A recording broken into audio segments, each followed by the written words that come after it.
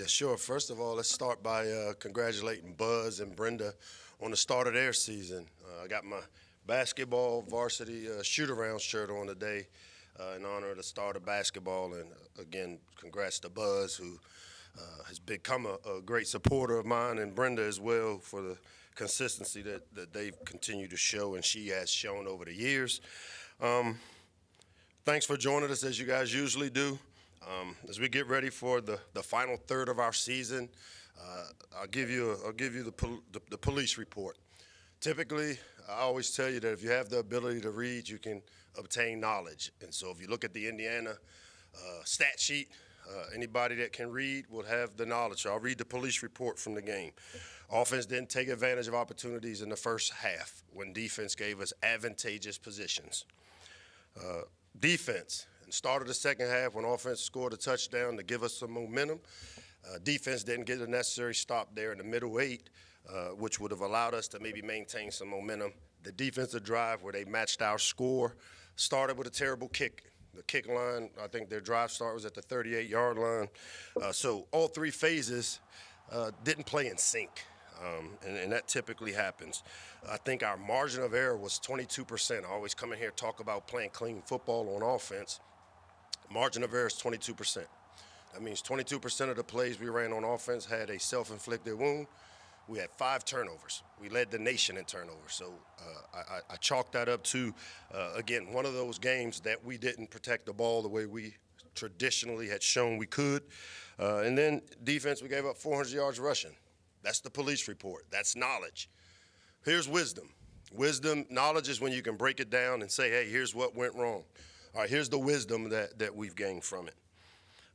I get asked a lot, like, what kind of team you're going to have. You remember in August, everybody kept saying, hey, what kind of team you got? What kind of team you got? And I kept saying, I don't know.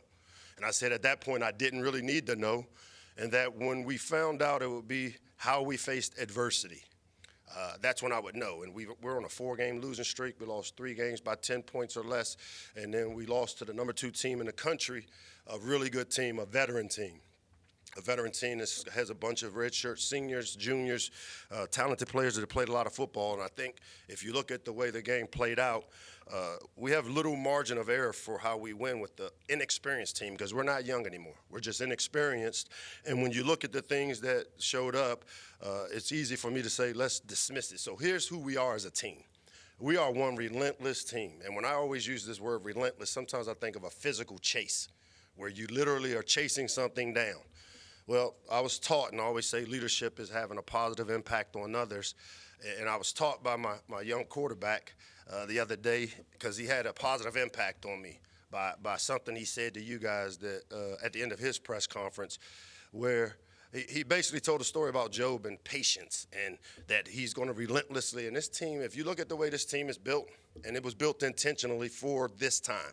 And so when you ask me what type of team we have a relentless team. And not the physical kind, but the relentless one in our faith, in that we got so much belief in each other because of the work we've done.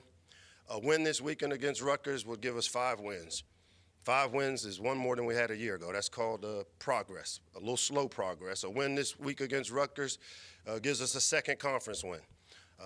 That would be progress because we won 1 a year ago. It's easy to say that, same old Maryland, I'll sit here and tell you, because what I see every day, it's not the deep, we have a deep-rooted foundation to this team that I'm just going to tell y'all, you can write what you want, but the team is writing its story as we go. So I put Indiana behind us. I've kind of given you what Rutgers is all about. It's a well-coached team. I got a lot of respect for Greg and what he does, very similar projects. I think I'm a year ahead of him in terms I've been here. This is year 7. I think this is year 6 for him back in the saddle. They got a team that, they played well early. They've had some close games. They've had some things not go their way. But the areas where you can see the character of his team is on the special teams, and they've played special teams really well around there for a long period of time.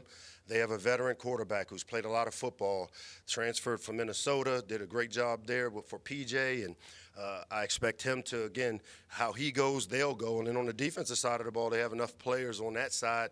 Their linebackers and their front 7, their boundary defensive end is their best player, in my opinion, creates some issues for a lot of teams. And I can tell you that this team, because of the faith that they have in each other and how deep-rooted we are, you're going to get their best.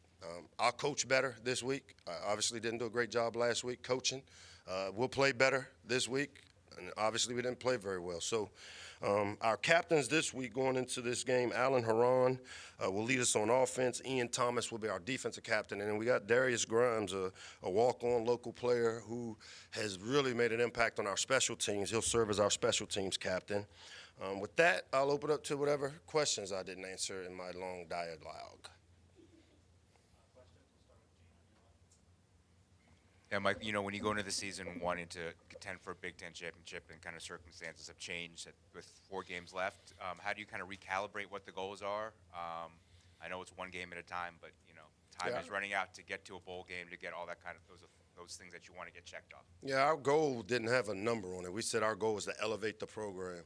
I think I've displayed and showed that there's still room for us to have the type of elevation now. We created some expectations, man, because we got a good foundation, a talented team that's inexperienced, not young, inexperienced now, that shows that there's a pretty solid foundation that if and when we keep this thing together, because of how deep-rooted it is, because of some of the lessons that we've had to learn here the last 4 games, that you'll start to see the dividends of it. Those extra practices, I can't tell you how important they are when you become bowl eligible, especially for a team with 64 players that have never suited up until this year together. Those are invaluable. And so for us, the ability to still elevate every goal that we have in our program, besides being able to probably compete for a Big Ten championship, are still there to reach. And that's where, when I talk about how deep-rooted we are and our relentless faith that we have in each other, that there's no doubt we'll get those jobs accomplished here. Mike, you got the defense so far against the run this season, 13th in the Big Ten. What have been some of the issues you guys have been facing in that, part of the game? And then their guy, Antoine Raymond, Rutgers, what makes him a special back? What's going to make him a challenge? Yeah, so the first one for us on defense is always about the gap soundness of our defense. And there's been times when, if you look at the game a week ago, where I think they had 180 yards of explosive runs, and they usually happen from not being in the right gap or a missed tackle.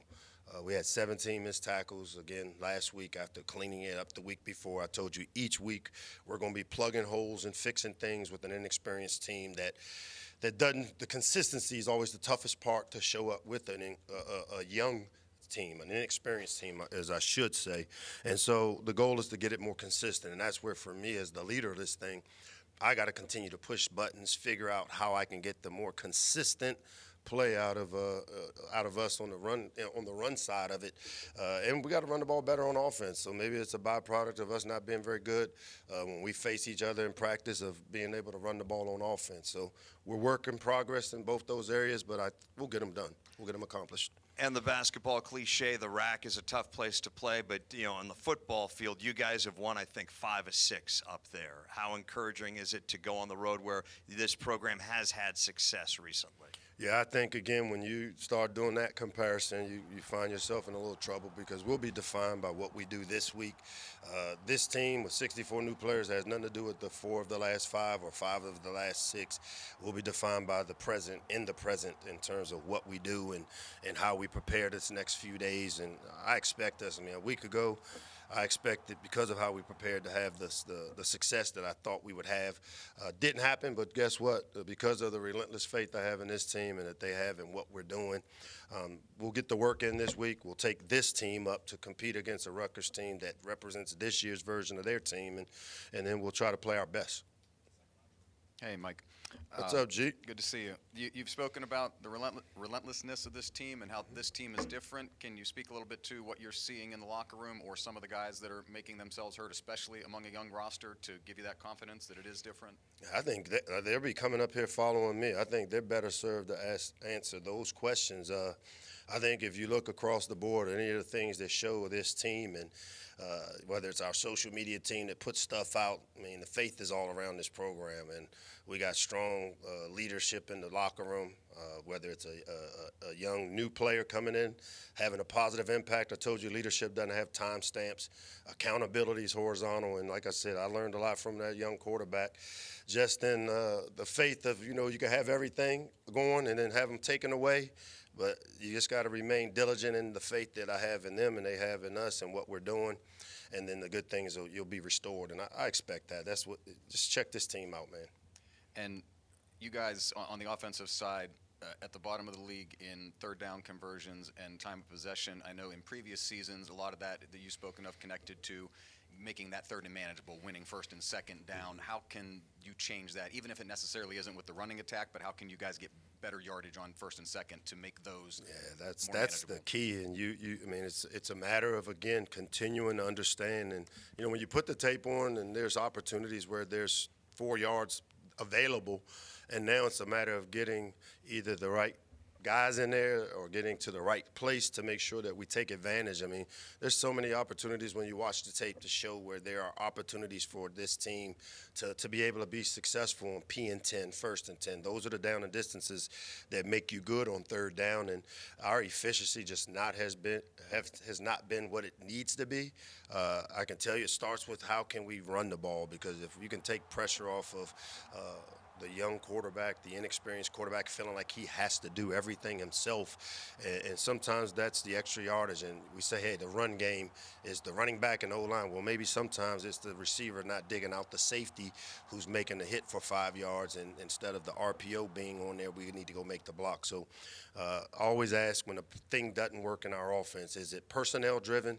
Is it a fundamental, or is it a scheme? And I can tell you that it's been a mixture of all three, which allows us to continue to fix things. Hi, Coach D here. D. Is this working? Okay. All right, so my question was about the tape and relentless. What did you see on film that was relentless? In that last game, I didn't see a lot of physical relentless, but what I saw and was encouraged by was how they responded in the locker room. I mean, when you put the work in, like, nobody can question the work we put in with. I mean, as coaches, as players, and that's across the country, because nobody prepares to go out and not play their best. And so for them to be able to come back in that locker room and they own it, I mean, that to me is the part, because I'll stand here and I'm going to own every part of it, because that's my responsibility as the leader of the program to do that. And now it's a matter of, for those guys, because as I say, accountability is horizontal, I think they feel like, hey, Coach, we got some ownership in this too, so move over a little bit. We got this. And that's the part that's been really encouraging. That's the part you guys don't get to see. The police report tells you, hey, all the things of being able to break apart why it's not working. But the wisdom is putting it together, and those guys have gained a lot of wisdom from what we've gone through the last 4 weeks. Thank you. Yep. Hey, Coach. Just what is your message to the fans who packed the shell Saturday, leaving early because they're not just frustrated by the result of that game against Indiana, but now the past 4 games? What is your message to them in that frustration? My message is thank you. Man, how great an opportunity, and they created an environment that this team created the expectation. So we created the expectation, they created the environment. You know what? We're going to keep showing up, so we're going to ask them to do the same. We're going to have relentless faith. We're going to ask our supporters to have the same. The real ones that show up each week and see it weren't happy yet last week, because none of us were, but I can tell you that it's still not your same old Maryland. And I'll continue to shout that because I know what's going on inside the building, and the supporters and people that really know us get a pretty good understanding that we got a pretty solid foundation to build on. And I know you said a win against Rutgers gives you 2 conference wins that season. You would call that progress. Yeah. Wouldn't you consider that a little bit of a low bar to get 2 conference wins and consider that progress and hope it to be a little bit more? That's called slow progress, and progress is moving forward. If a year ago, and we can't compare it to 7 years ago because this landscape reset college football. So in this landscape, if you reset it, when you have 64 new players and you see the amount of freshmen and sophomores involved with it, I think if you understand football and maybe get out the police report and look at the wisdom of what's happened when you play really talented young players around here the last few years, they end up going to 3 straight bowls, winning all 3. They end up winning a bunch of ball games for you and being really successful. Hey, Coach. Last week you talked about how the worst thing with a talented freshman quarterback is for him to get beat up. You know, with how much Malik is being asked to do and the struggles in the ground game, do you feel like he's kind of enduring that situation? I think we all are enduring it, not just Malik. I mean, when you're one-dimensional, it makes it easy to defend. And I think that's the piece for us is we embark on trying to be balanced on offense, which allows you to run and pass efficiently, and not necessarily the amount of times, but to be able to do them both efficiently. And there's been some times where we, as I said, it's a technical thing. Sometimes it's schematic, but a lot of the times I like the way Malik has handled the things we put on him. And to be quite honest, we haven't put a lot on him. If you look at how on first and second down, typically he's under center, turning around, handing the ball off. And then what we've had to do is put him in some tough third and long situations where you don't want to see a young quarterback in a bunch of third and 7+s. And that's where the efficiency on first and second down will be really important to get fixed against Rutgers. Mike, did you hear the chants of Fire Locksley on Saturday, and how did that sit with you? Of course I did. How did that sit with you? I don't know if you remember me telling you about that give a crap gauge. We're in entertainment, man. We sucked last Saturday. I would have chanted it. I would have probably chanted it too if I had a few beers and we played the way we played. But that's not going to move me, man. I've done harder. I've been through worse. As I've said, I didn't hope my way to be the head coach here at Maryland. All right, and so we're in the entertainment business. I get judged to win games. I like to follow those guys to their jobs that scream Fire Locksley, put a camera on them, and watch them do their work and see how motivated they are to do theirs. I know I'm motivated, but not because of them, but because of the kids in that locker room, the staff I put together. That's what motivates me. Does it frustrate you when you hear that? No, not at all. I actually smiled. I was like, I thought to myself, yeah, I'd probably be chanting that crap too. Hey, Coach, can you talk a little bit about the season that Sean O'Hare's having for you Wow, guys and some of the Sean O'Hare. consistency and that you found with him? Yeah, no, Sean has been a great addition, one of the better ones. I can tell you I lost my stuff a couple weeks ago when I walked on the field against UCLA, and Dre said, hey, Coach, Sean can't kick. And I'm like, what? What are you talking about? And you know, it's a little-known fact that as we had to kick that extra point to tie the game at that time, that we had Capriati come out who hadn't, I think, attempted a kick in a game like that in a crucial moment. But that's one of those behind-the-scene things that you see and know that we built the right way. And Sean was a great get for us. He's been really consistent. When he's had opportunities, he's shown up. I think all three of our specialists, when you think a long snapper, punter, and kicker, have both and have all created a tremendous amount of value with winning the vertical field position battles in terms of field goals, punting, and then our long snapper, Ethan Goff, who's been a rock star. Hi, Coach. Kind of a perfect segue talking about kickoffs. You mentioned earlier that you weren't necessarily thrilled with that kickoff at the second half after the touchdown. Over the past two games, your opponents have started past the 25-yard line in each of their drives. Is there an intentionality to avoid touchbacks? And if so, why would you stick to that plan? Yeah. No, that's not the plan. The plan is to kick it out of the end zone. And sometimes the best laid plans don't work out the way you expect them to. And so you know what you do, you figure out how to cover them. And our kickoff has been an issue all year long in terms of being able to get the ball kicked deep enough, far enough. That's a Coach Locke's issue. It's my job to make sure I have players and people that can execute those things. Dre and Chili have done a tremendous job of what, you know, we've even had an all call. I think we had a bunch of some soccer players that have, you know, we've been trying to see if there's anybody that can help us with that kickoff. And instead of complaining about it, we've adjusted how we have to cover it. And I think, you know, we've done a decent job at it, but we just have not had a consistent kickoff out of the end zone to give our defense the advantageous drive start, which is really big in terms of scoring efficiency. One last question. Sorry, Coach D here. I wanted to get your point of view on player development in college football right now. Is it undervalued, overvalued? What's your thought on that? Player development is the only reason I'm here. They won't need head coaches. You won't need assistants if they could develop themselves, and I think that's the important piece for us. Are we a developmental program? We can't be anymore because we have such an expectation. If you look at the landscape of college football and all the things that are happening, the expectations rise. But as I've said, I'm not a victim. I embrace heavy expectations. Unlike the question asked, I don't have low bar for anything I do in my life. That would be called hope. And I'm into figuring it out and coming up with answers.